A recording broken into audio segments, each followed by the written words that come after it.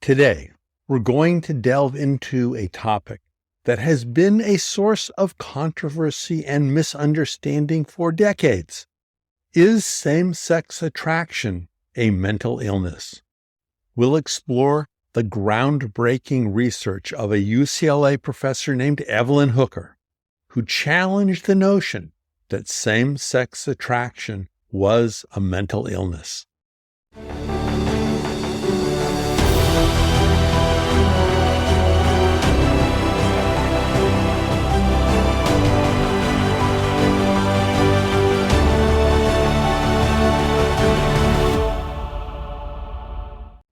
When I was born in the 1950s, priests, teachers, and doctors almost universally believed that homosexuality was a mental illness. Many, perhaps most, also believed it was a sin and a danger to society. If there were even whispers about your homosexuality, particularly if you were a man, you could be thrown out of the military, you could be fired from your job, or sent to jail. Anti-perversion laws destroyed careers, destroyed lives, destroyed marriages, and destroyed families. Unfortunately, in many parts of the world, this still happens. And almost all pastors, priests, and theologians in the 1950s believed that homosexuality was a grave sin. The Catholic Church's official catechism still teaches this today, that homosexual acts are intrinsically disordered and acts of grave depravity, a tragedy. In 2013, Pope Francis softened this a bit, saying, "If someone is gay and seeks the Lord with goodwill, who am I to judge?" And in another instance, Pope Francis said to a gay man, "God made you like this and loves you as you are."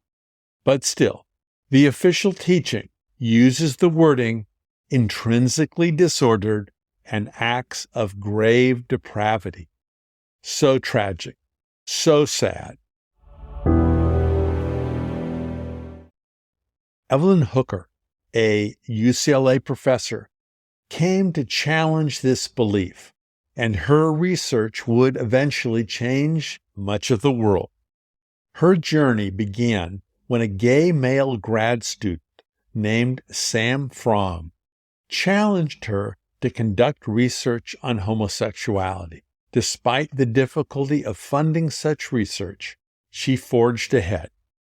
The DSM of 1952 classified homosexuality as a sociopathic personality disturbance. A sociopathic personality disturbance. This led many in the 1950s and 60s to believe that homosexuals were psychopaths and a danger, particularly to women and children.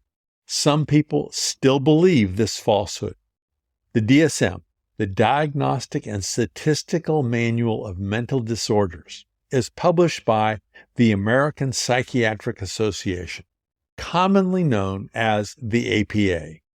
The APA first published the DSM in 1952, and it classified homosexuality as a sociopathic personality disturbance, as a mental illness. But was this true? There were strong opinions, but very little research. Enter Professor Hooker. She designed a very clever study, really an experiment. She gave 30 straight men with no history of mental illness and 30 homosexual men.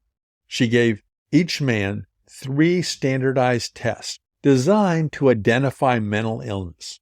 The belief at the time was that these tests would easily be able to identify the supposedly mentally ill homosexuals. You see the logic here. If homosexuals were mentally ill, this would show up on standard tests for mental illness. So she recruited 3 world-famous experts to evaluate the tests from these 60 men. The evaluators were not told who was straight and who was gay. The expert evaluators just got the test results and were asked to simply sort the tests into 2 piles: the mentally ill homosexuals in one pile and the mentally healthy straight men in the other pile. Simple, right? But no, all 3 experts failed. These famous psychiatrists who evaluated the results, they all assumed they would be able to identify most, if not all, of the homosexual men. But they could not. Contrary to the prevailing belief at the time, her study found no psychological differences between gay men and straight men. This was a significant and dramatic finding that challenged the categorization of homosexuality as a mental illness. One of the authors of one of the tests was so annoyed by this result that he asked to have a second go at it, but he still failed. Why? Because the 30 gay men were not mentally ill. Let me digress for a moment. This is not to say that sexual minorities are immune from mental illness. They are not, particularly if they attend a church or school or live in a community that attacks them, or they have a family that doesn't support who they are. If they grow up hearing over and over again that they're sinful, that can leave one pretty scarred. So if you are somewhere in the rainbow and struggling, you should seek help. But you must look for an affirming pastor or an affirming psychologist. There are now many LGBT support centers around the world, and their websites can point you to helpful resources. And the Psychology Today website maintains a searchable list of affirming counselors. I will put links to both in the notes. If you are anywhere in the rainbow and seeking assistance, the first question you should ask a counselor or spiritual advisor is if they believe in same-sex marriage. And if they say anything other than yes, you should look elsewhere for counseling. Back to our story. So, Professor Hooker discovered that standardized tests for mental illness could find no difference between straight men and homosexual men. Gay men appeared no better or no worse adjusted than straight men. Professor Hooker then presented her results to the annual meeting of the APA, the American Psychiatric Association, in 1955. Many immediately recognized the implications of Professor Hooker's research. But it would take the APA almost 20 years until 1973 to remove homosexuality from the DSM and stop categorizing it as a mental illness. The APA would go on to state, same-sex attraction, whether expressed in action, fantasy, or identity, implies no impairment per se in judgment, stability, reliability, or general social or vocational capabilities. Same-sex attraction implies no impairment of judgment, stability, or reliability. Let me say that again. Same-sex attraction implies no impairment in judgment, stability, or reliability. So, if you have a recording stuck in your mind that says homosexual acts are intrinsically disordered or grave acts of depravity, cancel that recording. Cancel. Erase it. It's a lie. It is a false teaching. The APA also states, no credible evidence exists that any mental health intervention can reliably and safely change sexual orientation, nor, from a mental health perspective, does sexual orientation need to be changed. no credible evidence exists that any mental health intervention can reliably and safely change sexual orientation, nor does sexual orientation need to be changed. Some young people agonize when they have a dream or a fantasy about same-sex attraction.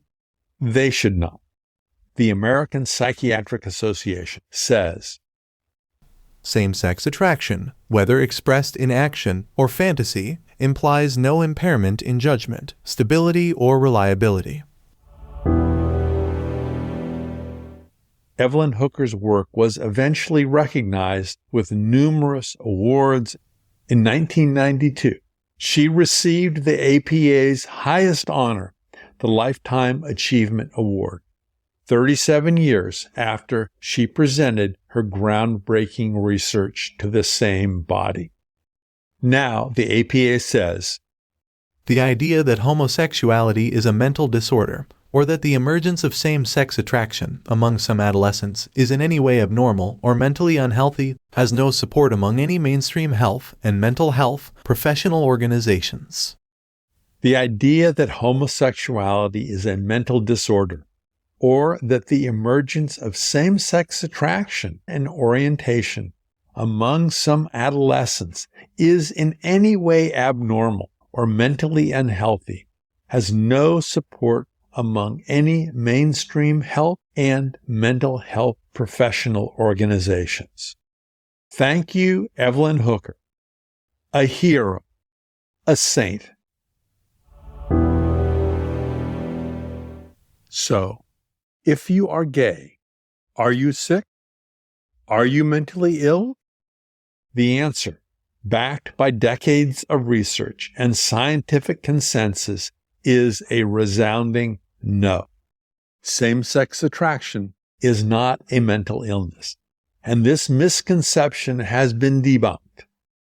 Evelyn Hooker and Sam Fromm and their groundbreaking research started a change that was to eventually sweep through America and much of the world, first changing the views of medical professionals on same-sex attraction, and then changing the views of an increasing number of theologians and pastors, helping them see that same-sex attraction is part of God's creation, part of God's multicolored rainbow. This awareness has been slow to come to conservative churches. But even in more liberal and tolerant parts of the world, many parents are unable to celebrate their rainbow children as cherished gifts from God. So if you have a rainbow child or a friend somewhere in the rainbow, I urge you to see them as some Native American tribes do, as endowed with two spirits, as created intentionally by God and uniquely blessed by God. I believe that God created people of the rainbow with unique gifts, and they are uniquely blessed by God. And I believe that Scripture points us in this direction. If you are in the rainbow, or might be, but live in a community where people of the rainbow are attacked or are not cherished, be careful, stay safe, and God bless. This is Elton Sherwin.